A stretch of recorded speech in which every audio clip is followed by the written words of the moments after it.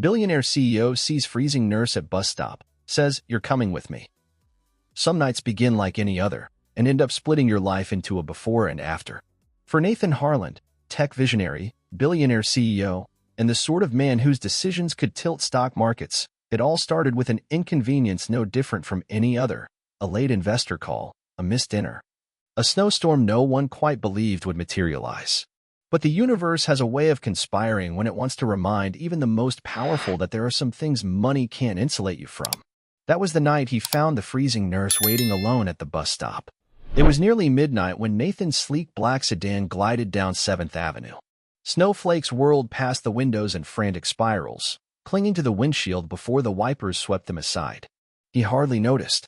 His eyes flicked from one glowing line of a spreadsheet to another on the tablet balanced across his knee. He was reviewing last-minute projections for a merger that would make headlines by dawn, yet not a single figure on the screen prepared him for what he saw when he finally looked up.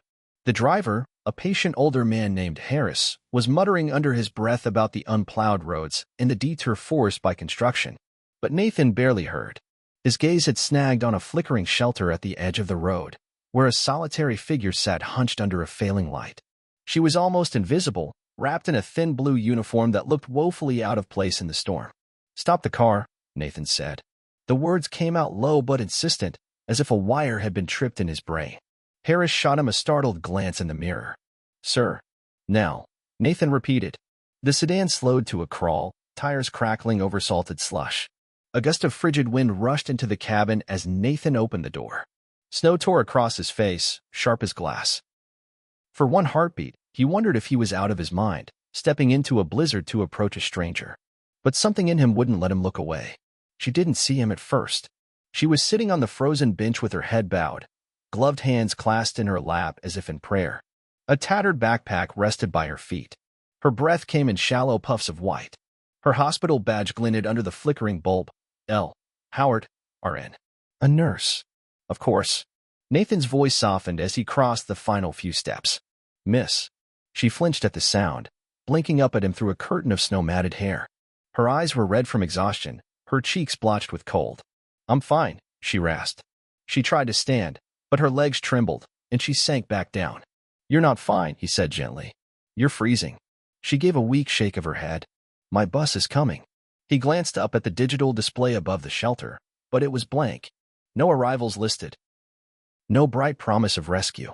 Only the blinking cursor of an automated system that had given up in the face of the storm. "Listen," he said, kneeling slightly so she didn't have to look up so far. "I don't want to scare you, but you can't stay out here. You'll get hypothermia." Her lips pressed together, forming a line of tired defiance. Even now, she looked ready to argue. He felt a flicker of something close to admiration. This woman had probably been saving lives for 12 hours straight, and still she was too proud to accept help from a stranger. He took a slow breath, then spoke the words that felt absurd and yet completely right. "You're coming with me." Her eyes widened.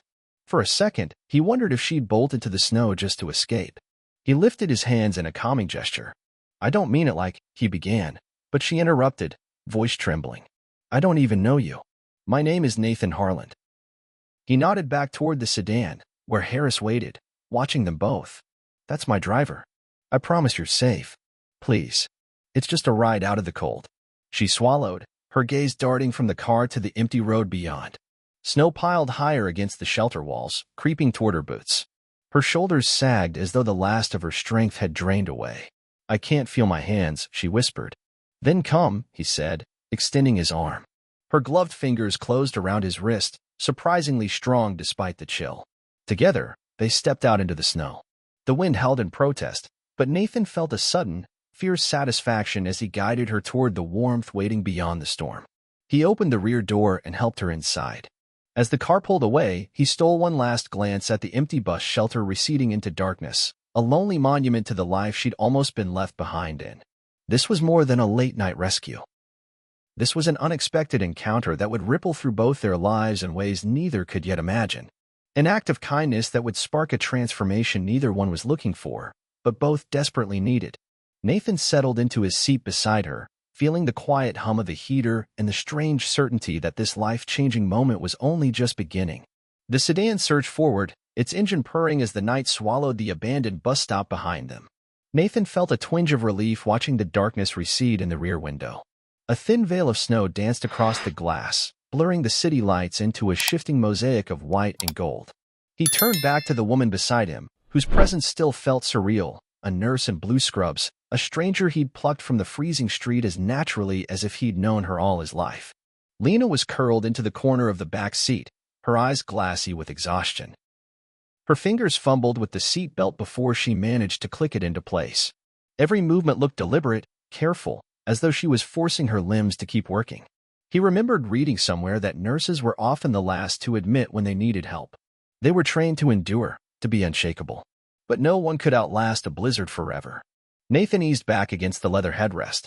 The heater thrummed to life, gusting warm air over them. "You're safe now," he said, realizing too late how inadequate the words sounded. Her eyes flickered to him. She didn't answer.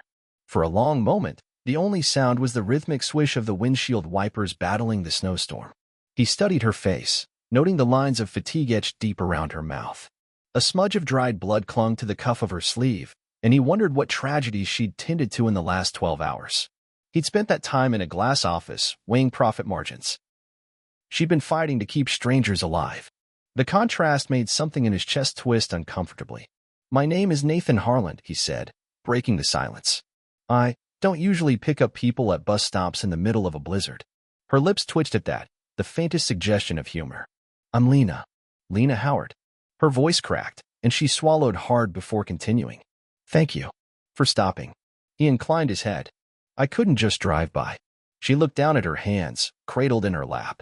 Most people did. He couldn't argue with that. He knew exactly the sort of city they lived in, where everyone was always in a hurry, always too busy, too afraid, or too distracted to notice the invisible people shivering on the margins. An unexpected encounter like this, a late-night rescue in a snowstorm, it wasn't the stuff of everyday life. And yet, sitting here in the hush of the heated car, it felt more real to him than any boardroom negotiation ever had. Harris glanced back in the mirror. "Sir, should I take you directly home?" Nathan hesitated, then turned to Lena. "Where do you live?" She pressed her lips together. "East Side, near 4th and Maple." He did a quick calculation. That neighborhood was nearly 40 minutes away in good weather, and tonight, it could take twice that. He looked at her shivering frame and knew she wouldn't last much longer in the cold. "I'd rather get you warm first," he said gently. "There's a guest lounge in my building. You can rest there, have some tea, get your strength back. No strings attached." Her gaze lifted to meet his, wary but searching. "Why are you doing this?" The question hung in the air like a challenge. He could have given her 1,000 rational answers, corporate philanthropy, good optics, the standard PR-friendly explanation. But none of them were true. The real reason was simpler and far harder to admit. Because he'd once watched someone he loved waste away while the world looked away. And he'd sworn he'd never be one of those people who kept driving. "Because I can," he said quietly. "And because you need help?" She looked away, blinking rapidly. He suspected she was fighting tears. They drove in silence for a few more blocks. Outside, the snow was coming down so thick the sidewalks vanished. Streetlights glowed in a halo of swirling flakes. Even the storefronts were dark, shutters pulled tight against the storm. The city felt like it was holding its breath. Nathan reached into the compartment between the seats and pulled out a bottle of water and a small first aid kit. He offered the bottle, and after a moment's hesitation, she took it with both hands. He could see how they trembled, her gloves soaked through. "Are you injured?" he asked, gesturing to the dried blood on her sleeve. She glanced down and gave a weary shake of her head. "No, that was someone else's." Her voice went thin and distant. "I had a patient crash in the ER right before my shift ended. There wasn't time to change." He swallowed, feeling that same twist in his chest again, shame mixed with something like awe. The late-night rescue wasn't just about warmth. It was about witnessing the quiet heroism she carried like a burden she never set down. "Your work, it matters," he said finally. "More than you know." She didn't look up, but he saw her shoulders shift as though a little of the weight had lifted. As they turned onto the wide boulevard leading to his building, he felt an odd sense of inevitability. Maybe this was the moment he'd been driving toward his whole life without realizing it. A collision between success and human compassion, between what he thought mattered and what truly did. The car slowed in front of the glass doors of the Harland residences. Warm golden light spilled onto the snowy pavement. The doorman hurried out, umbrella raised, but Nathan waved him back. He climbed out first, bracing himself against the wind. Then he turned and extended his hand to Lena. Her eyes met his over the threshold. For a heartbeat, the blizzard seemed to hush, as if the world itself was pausing to see what she would choose. And then, with quiet dignity, she placed her hand in his. Together, they stepped into the light. Warmth met them like a tide as Nathan guided Lena across the gleaming marble threshold. The lobby of the Harland residences glowed under chandeliers that sparkled like captured starlight. Outside, the snow still fell in frantic waves, smearing the glass doors with a swirling curtain of white. But in here, the storm was only a memory pressing against the glass. Lena paused just inside the entrance, blinking as if the brightness itself was too much. The doorman inclined his head respectfully. Harris murmured that he would park the sedan and return shortly. Nathan felt Lena's grip on his sleeve loosen, though she hadn't let go entirely. He sensed she was still half prepared to bolt back into the snow if she decided she'd made a mistake trusting a stranger. "Come on," he said gently. "Let's sit you down." She let herself be steered across the polished floor toward a bank of leather armchairs arranged around a low table. A gas fireplace crackled behind a glass screen, its orange glow washing her pale face with light. Nathan saw the moment the tension began to drain from her shoulders. The warmth, the hush, the simple comfort of a fire after her ordeal. It was undoing her inch by inch. "You can take your coat off if you want," he offered. She glanced down at her soaked scrubs. "I'm going to ruin your furniture." "It's only leather," he said with a small, reassuring smile. "It will survive." That earned in the faintest spark of humor in her exhausted eyes. She eased into the nearest chair, folding her hands in her lap. Up close, she looked even more fragile, the skin under her eyes smudged with purple exhaustion. But there was a steadiness in her gaze that made it clear she wasn't someone accustomed to pity. Nathan crouched to meet her eye level. "I'll have some tea brought up. Maybe a sandwich? Or soup?" Her lips parted as though to decline out of habit, but then she hesitated.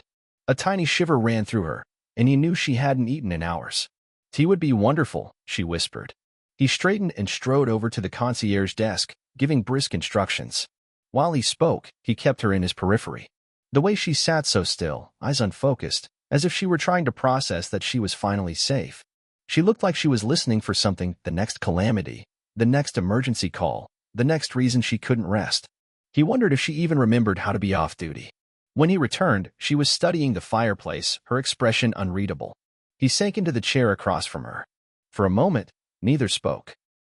The storm battered itself against the glass behind them, a wild thing locked outside. In here, it felt as if the rest of the world had vanished.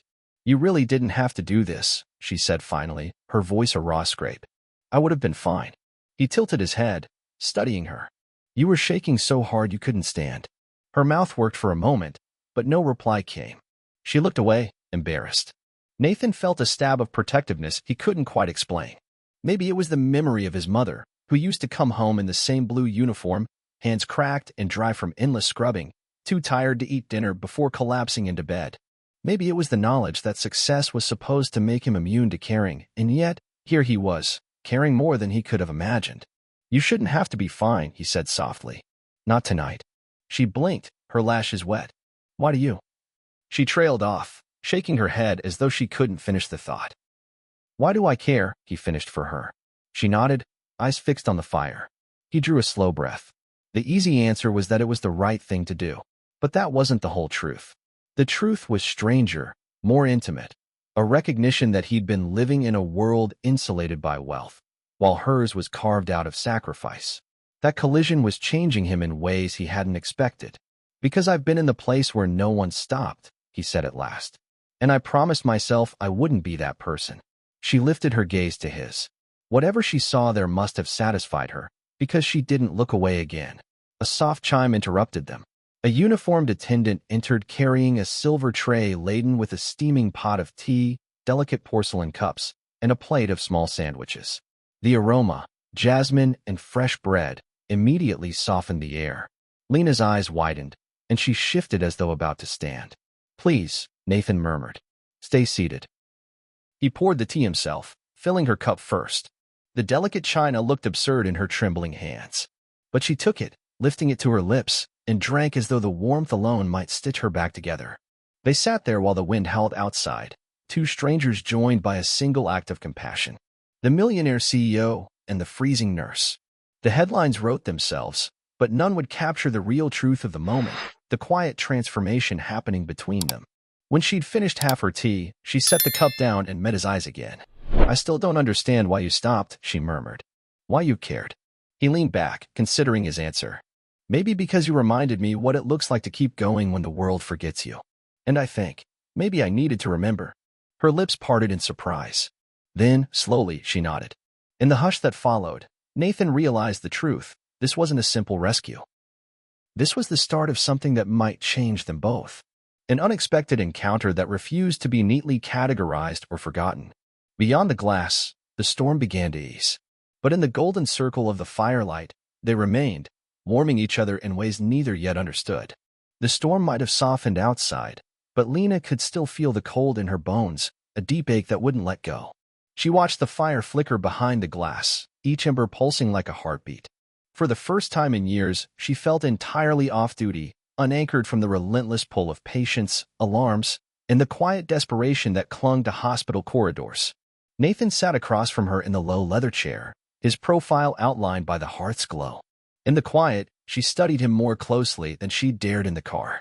She knew his name, of course, everyone in the city did. Nathan Harland, the millionaire CEO who'd taken a two-person startup and turned it into an empire. She'd seen his face on magazine covers and waiting rooms while she charted vitals at 3 a.m. She'd never imagined meeting him like this, while shivering and half-frozen, her hospital badge stained with someone else's blood. He wasn't looking at his phone now. He wasn't glancing over her shoulder, impatient for the next meeting or transaction. He was simply present. That, more than the plush warmth and expensive tea, unsettled her most. "Does this happen often?" she asked, her voice still hoarse from cold. His brow lifted. "What? The blizzard rescues?" She tried to smile. "Picking up strangers. Bringing them into your building." "Not once," he admitted. "Until tonight." That should have alarmed her more than it did. But she only nodded, believing him. She wasn't sure why she trusted him so instinctively. Maybe it was the way he'd knelt beside her at the bus stop instead of looming over her, or how he hadn't tried to dress up his kindness as anything but simple human compassion. Nathan poured himself a cup of tea, his movements deliberate, almost careful. "Do you have someone I can call? Family? A roommate?" Lena looked down at her hands. "No," she said quietly. "It's just me." Something flickered in his eyes, sympathy, but not pity. She was grateful for that distinction. He leaned back, studying her as though she were a puzzle he intended to solve. "You work the late shift?" 3 in a row, she murmured. "We're short-staffed. The ER has been overflowing since flu season started." "I can imagine," he said, though she doubted he really could. She had spent the last 12 hours tending to fevers and fractured bones, comforting the dying and steadying the hysterical. He had likely been in a boardroom, discussing numbers she couldn't even fathom. Yet here they were, sharing the same firelight. "I don't usually get caught," she went on after a moment, almost embarrassed. "I know the bus schedule by heart. But tonight, the last bus never came." "Tonight was different for both of us," Nathan said, and for an instant, she heard something raw in his voice, something lonely. The attendant returned quietly with a thick woolen blanket. Nathan took it with a nod of thanks and crossed the space between them.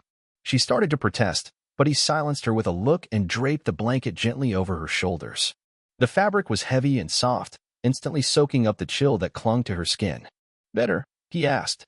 She swallowed against a sudden rush of emotion. "Yes. Thank you." They sat like that, two people from opposite worlds drawn together by the storm. The crackle of the fire filled the quiet spaces between their words. For the first time in days, her pulse slowed. Nathan sipped his tea, his gaze never drifting far from her. "If you'd rather rest in a guest suite upstairs, you're welcome to it," he said. "No one will disturb you." She hesitated. Everything about this felt surreal, a freezing nurse rescued by a millionaire CEO who spoke to her with the quiet patience of a friend rather than a benefactor. She didn't want to impose further, but her body was bone-tired. "I don't know if I'd be able to stand up again," she admitted. "Then stay here as long as you need," he said simply. She expected the moment to lapse into awkward silence, but instead he surprised her by asking, "How long have you been a nurse?" "Almost 9 years," she replied. "Since I was 23. "That's a long time to see the worst of humanity," he said. It's also the best, she countered softly. People think hospitals are all tragedy, but sometimes they're full of miracles. He watched her for a long moment, and she had the uncanny sense he was memorizing her words. I could use a few miracles, he said finally, voice low. She tilted her head, curiosity overcoming exhaustion. Someone like you? He gave a small, wry smile. You'd be surprised. Something in her chest shifted, an unexpected tenderness she hadn't allowed herself to feel in years. She realized that behind all his polish and success, he was just as human as anyone she'd sat beside in the ER. No one was immune to needing help. The clock on the far wall chimed the hour, 1 in the morning. The blizzard had slowed to a hush, the city outside blanketed in white. She was warm now, truly warm, and for the first time since she'd sat on that frozen bench, she felt safe. She lifted her gaze to meet his and spoke without thinking. Thank you for stopping. He inclined his head. Thank you for letting me. In that moment, she knew the night would mark a before and after for both of them. An unexpected encounter that would ripple across their lives in ways neither yet understood. And as the fire crackled softly, she felt something like hope flicker in her chest, a fragile ember, but alive all the same. The guest suite was nothing like the cramped, sterile on-call rooms where Lena had stolen hours of restless sleep between shifts. It was quiet, almost reverent, every surface curated for calm. Plush carpet muted her steps as Nathan led her across the threshold. A king-size bed waited in the center, heaped with down pillows and folded blankets. Soft lamplight washed over a small sitting area, and an en-suite bathroom tiled in pale gray marble. She'd never been anywhere so tranquil. Even the air smelled different, cleaner, untouched by antiseptic or worry. Nathan paused by the doorway, as though he was giving her time to reconsider. You're sure you're comfortable here? He asked, voice low. Lena clutched the wool blanket tighter around her shoulders. Part of her still wanted to protest that she didn't belong, that she was intruding in a world too rarefied for someone who carried the scent of hospitals wherever she went. But she was too tired to pretend she didn't need this. I'm sure, she said softly. Thank you. He nodded. There's fresh towels and a robe in the bathroom. I'll have the kitchen send up more tea. If you need anything at all, just pick up the phone by the bed. It connects directly to me. She looked up, startled. You don't have to. I know, he interrupted gently. But I want to. And for reasons she couldn't name, that simple honesty undid her more than all the lavish comfort surrounding her. When he left, closing the door with a soft click, she stood motionless in the hush. The only sound was the tick of a modern clock on the nightstand, each second a small permission to stop bracing for the next crisis. She crossed to the bathroom and turned on the tap. Warm water gushed into the basin, steam curling up to kiss her chilled cheeks. She peeled off her damp scrubs, so familiar they felt like armor, and laid them over a chair. For a long moment, she studied her reflection. Pale, hollow-eyed. Yet beneath the exhaustion, there was something she didn't expect to see. Relief. The robe was thick and soft, swallowing her in warmth. When she stepped back into the bedroom, she almost felt human again. She sank onto the edge of the bed, gripping the blanket in both hands. The last few hours felt like a story she might have read in a magazine. Millionaire CEO rescues freezing nurse in snowstorm.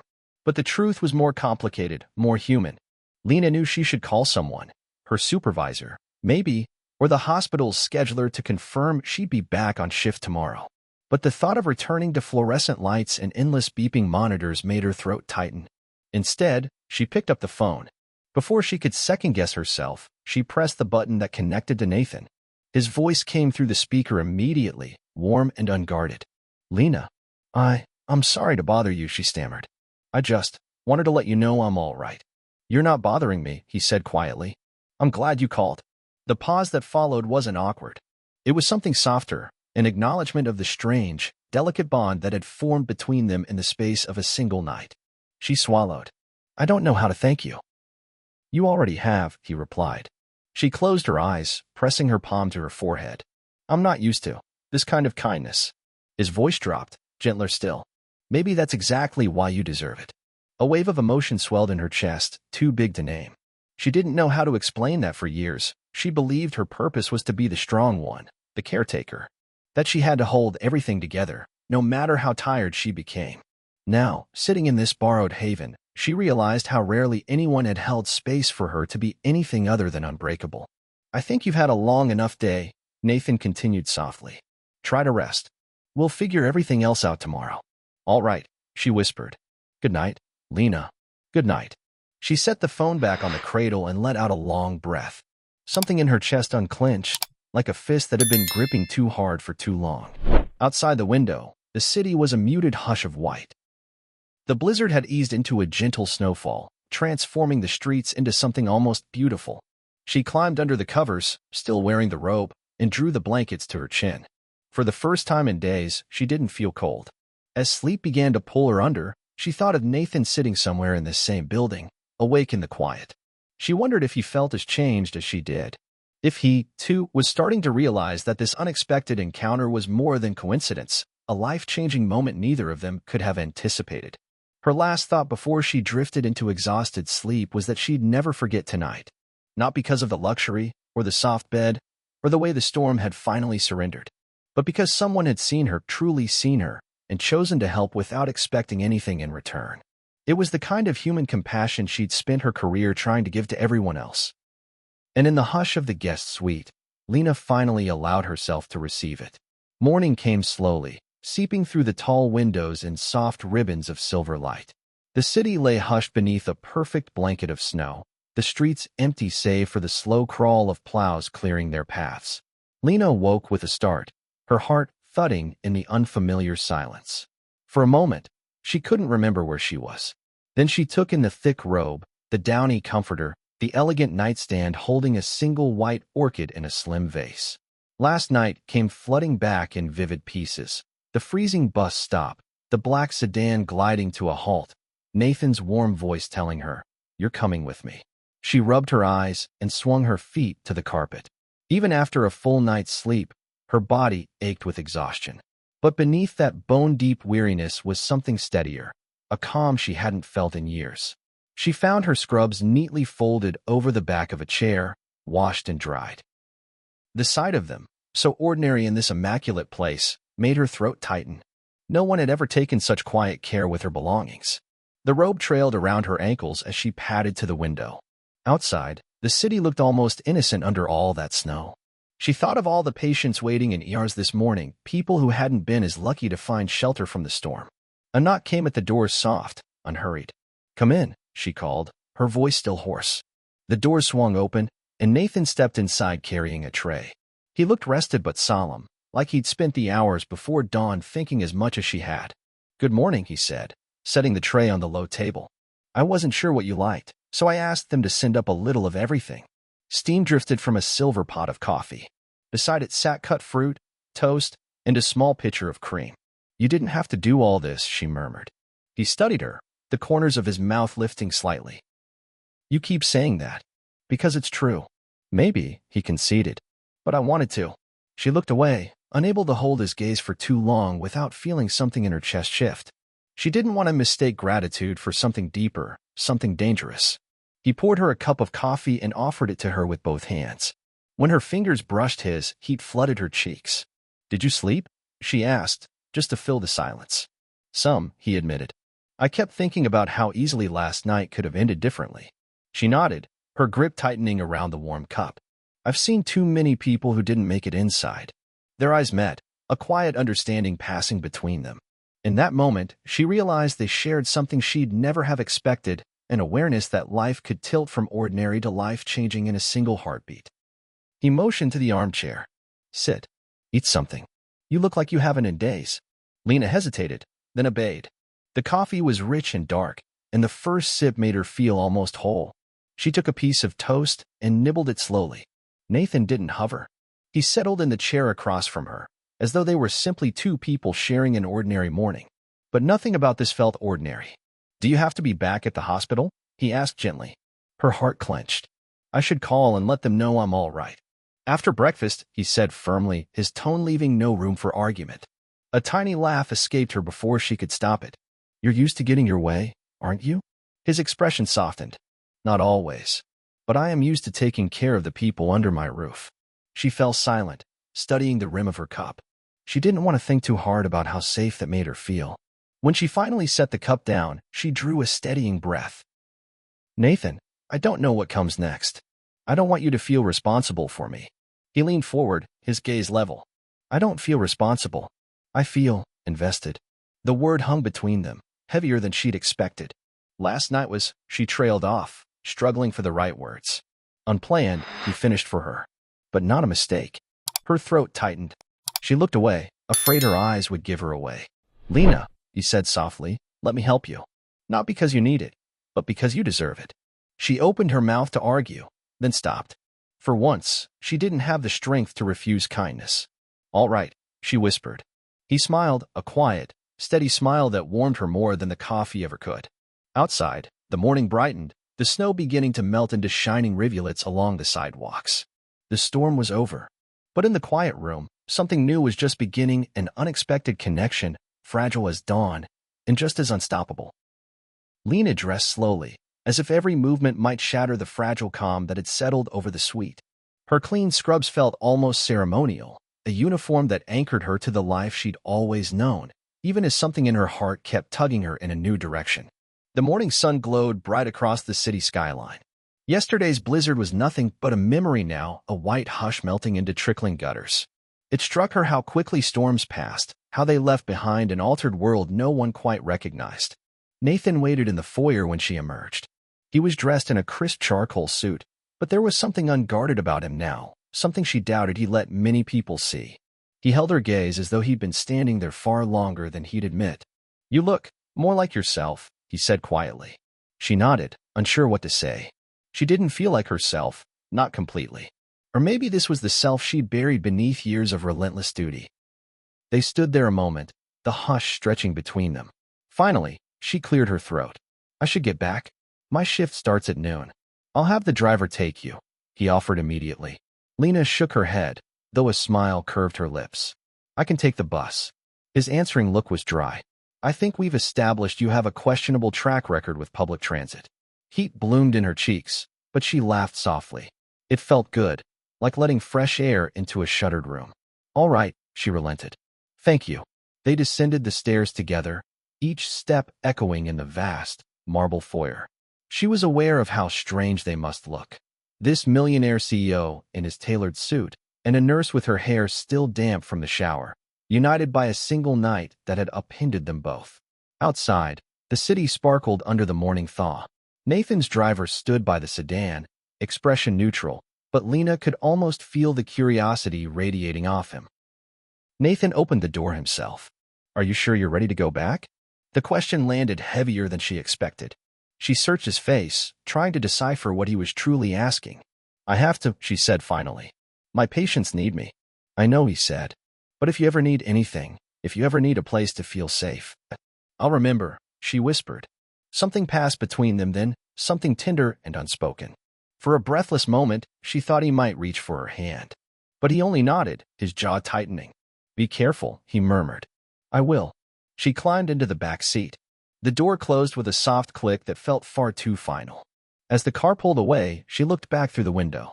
He hadn't moved, still standing in the morning light, watching her disappear. The drive to the hospital felt like drifting between worlds. When she finally stepped into the staff entrance, the familiar sense of antiseptic and hot coffee rushed to meet her.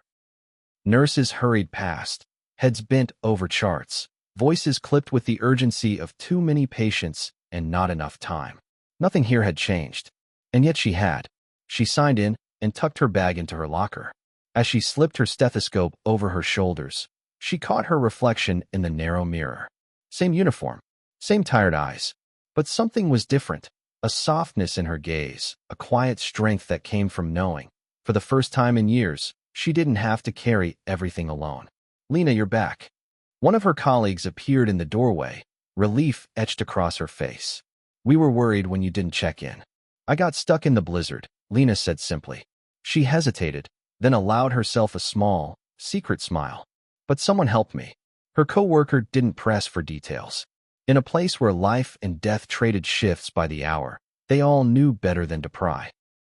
The next 12 hours passed in a familiar blur of triage charts for lines and the soft beep of monitors. But every so often, Lena would find herself pausing by a window, watching the snow melt in glistening streams.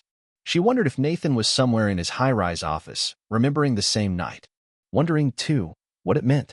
The sun was just setting when she finally stepped outside again. Pale gold light poured over the sidewalks, washing everything in a glow that felt almost holy. She thought of how easily she could have frozen on that bench, how she'd almost believed no one would come, and how, when she'd needed it most, kindness had appeared in the shape of a stranger who refused to let her slip away. She pulled her phone from her pocket, thumb hovering over his number. She didn't know what she would say if he picked up. All she knew was that she wanted to hear his voice, just to be sure this wasn't a dream. Before she could second-guess herself, she pressed call. He answered on the second ring, his voice warm and steady. Lena. For the first time, she let herself say the truth out loud. I just wanted to thank you again. For everything. You don't have to thank me, he said gently. I'm glad I was there. Her breath caught. So am I. The quiet between them felt full, like the moment before the snow begins to fall. And in that fragile silence, she realized this was just the beginning. Sometimes the coldest nights reveal the warmest truths. If you believe in unexpected encounters, in the quiet power of compassion, and in the possibility that a single act of kindness can change everything, stay with us. This is just one of many unforgettable journeys we share here at Ximon Stories. Subscribe, and let's keep exploring the moments that remind us how connected we truly are.